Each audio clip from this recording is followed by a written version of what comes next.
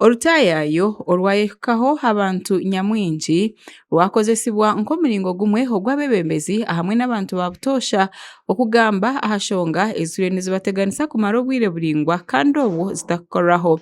Zimwe ahashonga ezagambwaho haba harimu eshonga z'amataka ezitakahwaga otiireho n'obutikirizingana obutwire omu bebembezi.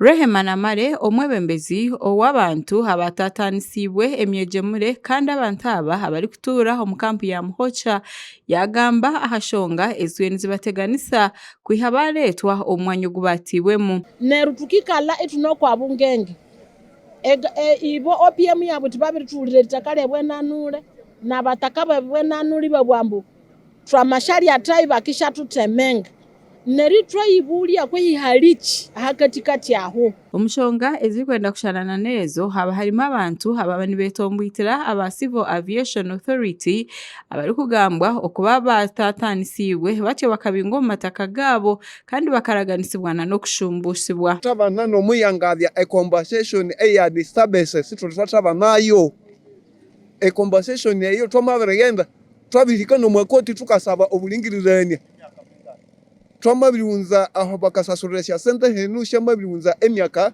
ini of an agreement that was done in 2024 between China State Engineering Construction Company and the Ministry of Works to elevate the Kasese airfield to the international airport. We really need that airport like yesterday. They cannot continue signing agreements, taking money. It was a deal of 57 million, about 208 million. Ari kugarukamu ahashonga ezagambwa Minister yaragira ngu eshonga ezitaka erya bwenanure zibase kuchondozibwa habakakiiko aka State House Anti-Corruption Unit kandi barebe ngu bazifunda ombazi. Corruption.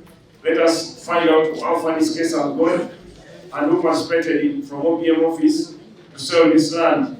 From Mr. Who's again trying to say it again to government.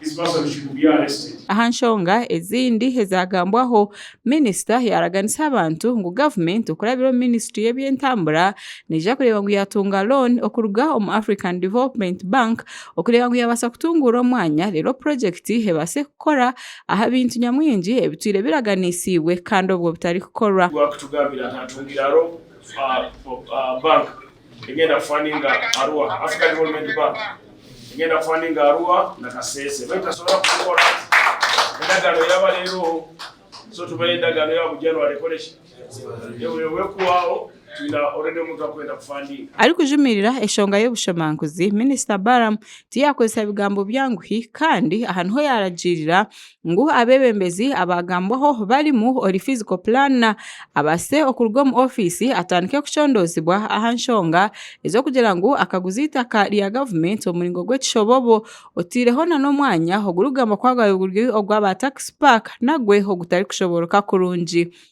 Omuringo nigo gumwe Minister yaragira okuchondozibwa okwa Municipal Principal Education Officer hamwe na District Education Officer kandi aba ngo bine kurwa mu office rero kuchondoza kubase kugenda omisho na mnonga ahabiri kugambwa ahabeji abahandikisibwe habe kibina echamushanju omashomero ga government ekintu ekiyagira ngo nikigaruze nyuma hebyo bwegese.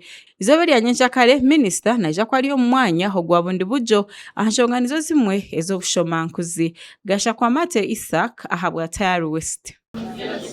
Jala baje batandika okunsomera report ya kukwemu.